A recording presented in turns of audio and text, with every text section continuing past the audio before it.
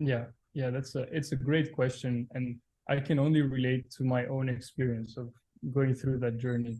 Since, as most people will know, and as we discussed just now about academia, there's not very many paths, traditional paths that will take you down Bitcoin and Lightning development. It's a lonely journey, but it doesn't have to be a lonely journey, because the community of developers around Bitcoin is huge. And it's maybe not as big as others, but it's very principled and very encouraging from my own experience.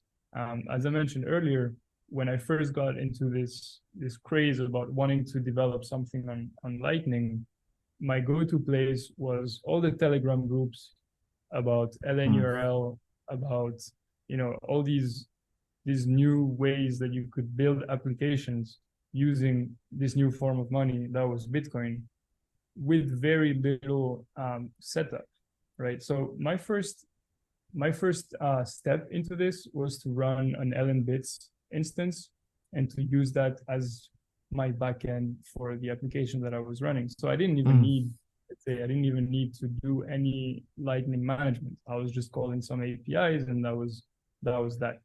But it allowed me to get a feel for it and to see what can be done, right? You can do it on mainnet. You can just start an application, generate an invoice, pay from your wallet, and just like that, you get that feeling that I will never forget. It's instant. It makes you feel like you just did what PayPal has spent billions of dollars in developing a functional payment layer for fiat, and you've just done that with a little instance running on your computer, and it can still be going across the world, right? You can still zap that value from Europe to Latin America or wherever else in the world very cheaply and instantly.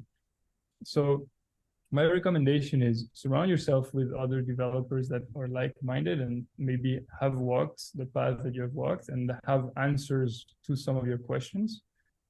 Get that form of mentorship wherever you can, and then build that first simple application that will give you this feel for it. And from there, it's just a matter of keep doing steps in that direction. And I would add that at the time, Lightning applications could be counted on two hands, maybe. There were so little Lightning applications. The infrastructure around Lightning was still fairly new. Now you have so much.